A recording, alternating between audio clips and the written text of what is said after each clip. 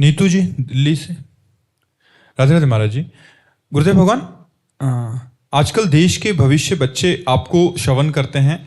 महाराज जी, आपकी विनम्र प्रार्थना है कि आजकल रिजल्ट घोषित होने का समय है महाराज जी, मई जून, जिसमें बच्चे असफल होते हैं तो वो व्याकुल होकर या डिप्रेशन में आकर कोई भयावह कृत्य कर देते हैं। तो महाराज जी, ऐसे में उनके अंदर आध्यात्मिक बल या इस स्थिति में वो क्या सोचें कि उनका। देखो, पहली बात तो होती है हम फेल तभी होते हैं जब हम अपने विषय पर अभ्यास नहीं करते। आज हमारे बच्चे ज़्यादातर प्रमादी हो रहे हैं। मोबाइल, व्यसन, व्यभिचार, ये तीन बातें हमारे बच्चों में, नौजवानों में बहुत जोर से अपना प्रभाव दिखा रही हैं। मोबाइल में गंदे दृश्य देखना, मोबाइल में समय नष्ट करना, घंटों उसी में लगे रहना, खिलवाड़ करना, और कोई न कोई नशा करने लगना, कोई न कोई बॉयफ्रेंड गर्लफ्रेंड जैसी ऐसी गंदी बातें हृदय में धारण कर लेना। तो व्यभिचार और व्यसन और ये व्यर्थ समय नष्ट करने के कारण, अपनी पढ़ाई में एकाग्रता ना होने के कारण हम फेल होते हैं। हमारे प्रश्न जितने भी होते हैं वो हमारे अध्ययन किए हुए विषय के ही होते हैं। 6 क्लास का प्रश्न 6 क्लास में ही होगा, 8 क्लास का प्रश्न 6 क्लास में नहीं होगा, क्योंकि वो उसी विषय को पढ़ाया गया है, उसी में प्रश्न होगा। तो आप अपने विषय को पुष्ट नहीं किए, ये आपकी कमजोरी रही, फिर भी निराश होने की जरूरत नहीं है। अगला वर्ष है ना, आप अगले वर्ष अच्छे बच्चे बनिए, व्यसन छोड़िए, गंदे आचरण छोड़िए और खूब पढ़ाई में अच्छे नंबर लाइए। निरुत्साहित होकर करना या डिप्रेशन में पहुंच जाना, ये तो बहुत ही मूर्खता की बात होगी।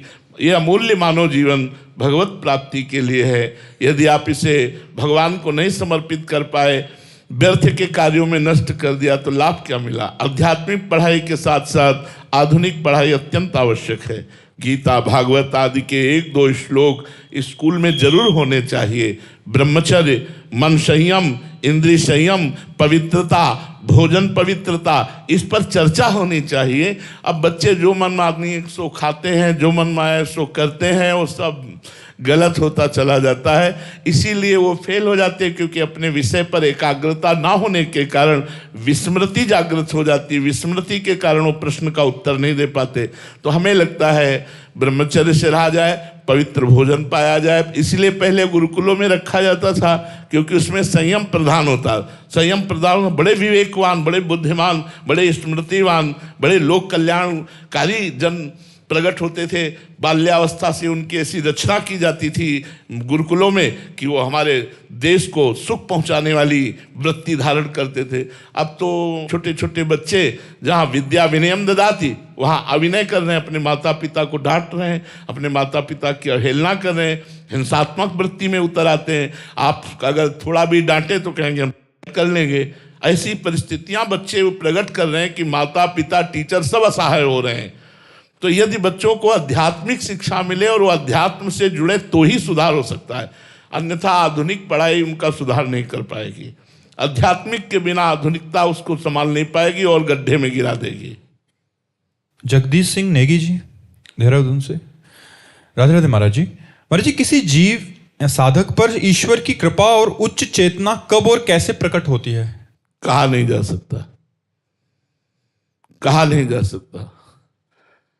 कब और कैसे, कहां और किस पर, कहा नहीं जा सकता। इसका उत्तर है कहा नहीं जा सकता। पता नहीं दया निधान कब, कहां, किस पर, कैसे रीझ जाए और कैसे कृपा हो जाए। एक क्रूर हिंसक ब्रह्मर्षि बन सकता है, एक क्रूर हिंसक ब्रह्मर्षि बन सकता है। जीवन भर व्यभिचार करने वाले के मुख में अंतिम समय नारायण नाम आ जाता है। कब, कहां, कैसे कृपा हो जाए, कुछ नहीं कहा जा सकता। कृपा के लिए कोई विधान नहीं है, कोई संविधान नहीं है। वो कब, कहां, किस पर हो जाए, बस यही अहेतु की कृपा का यही चमत्कार है। जब वो हो जाती है तब समझ में आता है हम पर कृपा हो गई। पर हमारे अंदर कोई सद्गुण नहीं है, हमारे अंदर कोई पात्रता नहीं है, हम कृपा के लायक नहीं है, पर कृपा हो गई। अब हो गई तो जगत पूज्य बन जाएगा, वो भगवान का प्रिय बन जाएगा, वो महापुरुष बन जाएगा। कृपा है क्या बना दे। इसलिए कब, कहां, किस पर, कैसे, इसका उत्तर नहीं दिया जा सकता।